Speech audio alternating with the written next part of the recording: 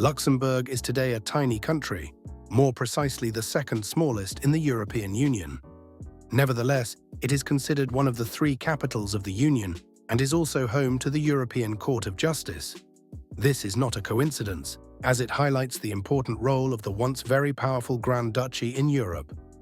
Despite much larger neighbors like Germany, France, and Belgium, the small country has managed to maintain its independence to this day, but at a high cost. Luxembourg was once much larger and included numerous territories and regions in the surrounding area. But why did Luxembourg lose much of its former territory? How did it manage to preserve its independence to this day? And what makes it one of the wealthiest countries in Europe today? We will take a closer look at all these exciting questions in today's video. Enjoy! First, let's take a look at the history of Luxembourg's origin. Luxembourg emerged in the early Middle Ages as a county. More precisely, in the year 950, when Siegfried I acquired the Lucillenburg, the castle that would later give the country its name. His descendants would later call themselves Counts of Luxembourg. It was then long a part of the Holy Roman Empire, but gained importance and power over the centuries. Its strategic location in the heart of Europe made it a coveted and often contested territory. To avoid being swallowed up by surrounding counties, the motto was expansion. Luxembourg was able to steadily expand its territory and eventually sought power in the Holy Roman Empire. In 1308, the Luxembourgers reached the height of their power when Henry of Luxembourg was elected emperor of the entire Holy Roman Empire of the German nation. His son John was also crowned King of Bohemia, today's Czech Republic, 2 years later. The dynasty's successors were repeatedly emperors of the entire empire, which brought Luxembourg a period of prosperity and power, even elevating it to a duchy. However, the rapid rise was followed by a swift fall.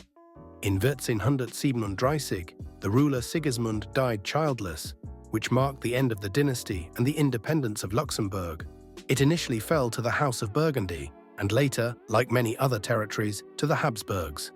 Though Luxembourg was able to retain a certain level of autonomy, it was mostly under foreign rule. This made it a pawn for foreign powers that nibbled away at its borders bit by bit. Due to its central location, Luxembourg was involved in almost all major European wars. For instance, in the 30 Years' War, after which Luxembourg had to cede numerous towns and districts to France. It was also repeatedly threatened by France later on. One especially expansionist emperor was Louis XIV, the Sun King.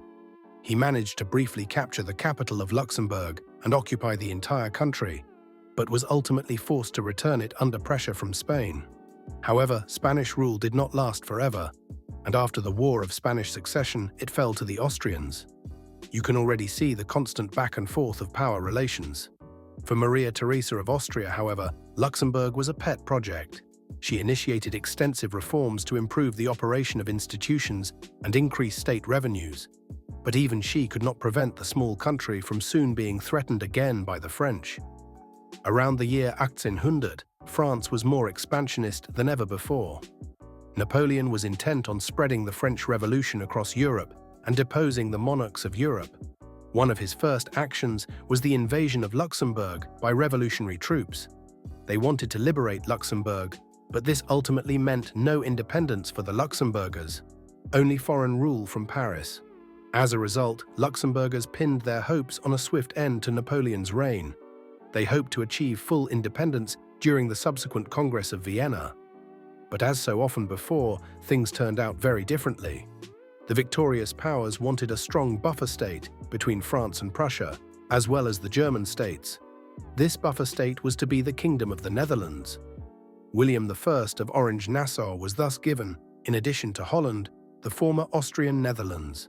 The Duchy of Luxembourg was elevated to a Grand Duchy and declared an independent state, but was immediately handed over to the King of the Netherlands as personal property to belong to him and his rightful heirs personally and forever. It also had to cede territory to Prussia. This was not true independence. Luxembourgers, of course, disliked this arrangement, as they had little in common with the Dutch. The country was divided between a German-speaking and a French-speaking part. Dutch was now to be taught in schools, and the administration was to be restructured according to the Dutch model. A similar situation occurred with neighboring Belgians, who were also assigned to the Dutch at the Congress of Vienna. Discontent grew there too, and in 1830, the Belgian Revolution erupted. The discontent stemmed particularly from the southern, predominantly Catholic and French-speaking provinces in Belgium. Soon, Luxembourg joined the revolution as well.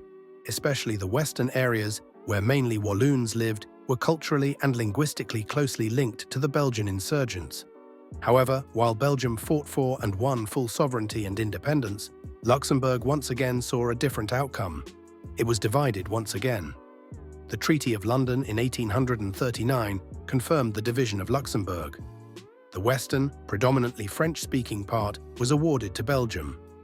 The smaller, predominantly German-speaking eastern part was again confirmed as an independent Grand Duchy, but remained in a personal union with the Netherlands.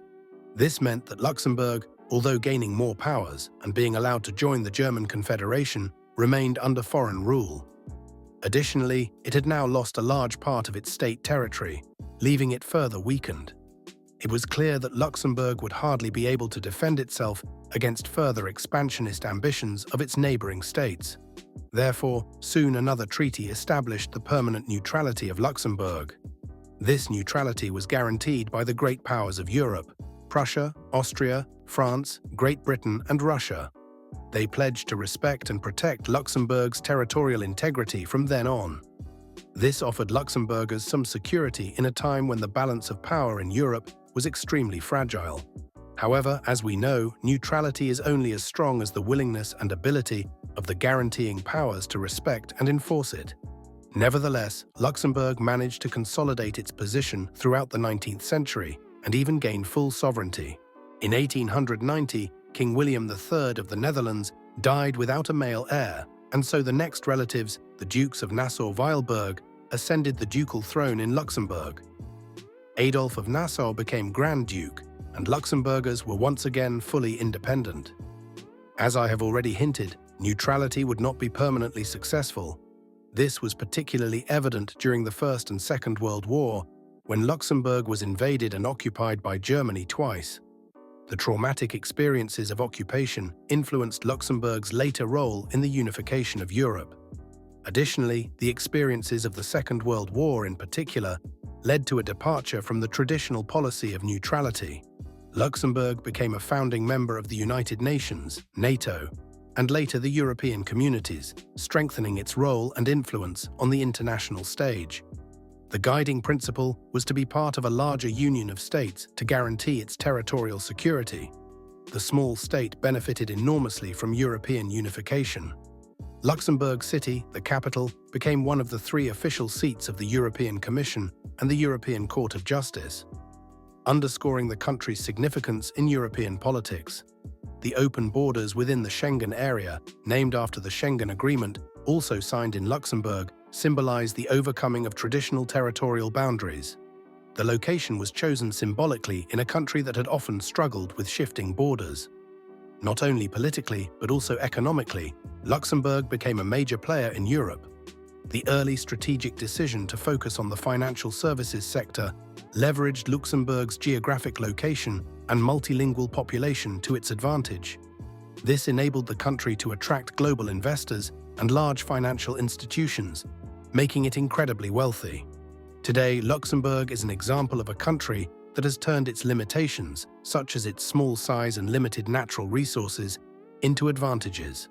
By focusing on services, especially in the financial sector, and by playing an active role in the EU and other international organizations, Luxembourg has achieved disproportionate significance and is now indispensable in Europe.